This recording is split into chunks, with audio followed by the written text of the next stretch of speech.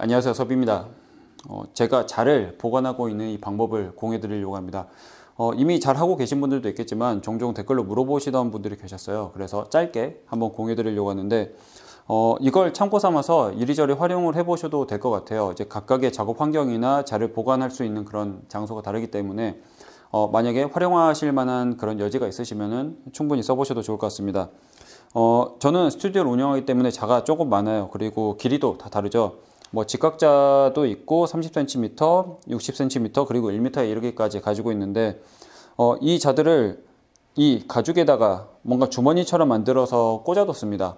보통 이렇게 길이가 긴 것들 같은 경우는 옆으로 눕혀두면 공간을 많이 차지하잖아요. 그렇기 때문에 세로로 꽂아두는 게 좋은데 벽에다가 붙여두자니 이것을 길이가 긴 것들을 뺄 때 너무 불편하더라고요. 그래서 이 책상 옆에다가 고정을 해뒀습니다. 그래서 가죽으로 주머니를 만든 건데 이 위쪽에 튀어나오는 높이는 거의 비슷하게 맞춰놨어요. 여기서. 그리고 이 머리만 이렇게 잡고 뺄 수 있게끔 해뒀고, 이거는 가죽입니다. 뭐 제가 몇 번 말씀드렸듯이 상가죽, 흔히 말하는 독고가죽이죠.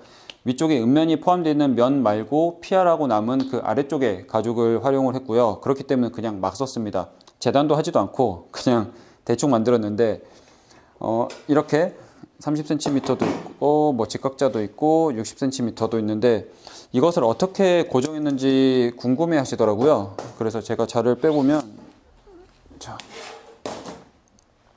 제 책상 같은 경우는 여기 홈이 파여 있어요. 그래서 요거를 그냥 꽂아놨습니다.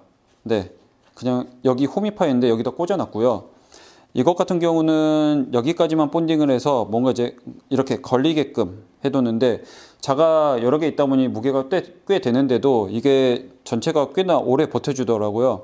근데 단점은 제가 이것을 꽤나 얇은 걸 썼어요. 얇은 걸 쓰다 보니까 이렇게 스크래치나 뭐나 하다가 이제 빵꾸가 나기도 했고요.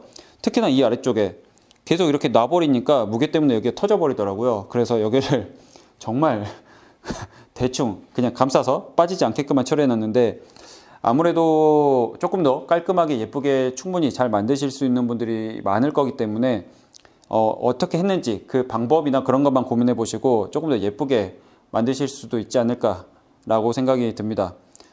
이런 느낌으로 했었다, 그걸 좀 공유해 드리고 싶어서 이렇게 짧게 찍어 봤습니다.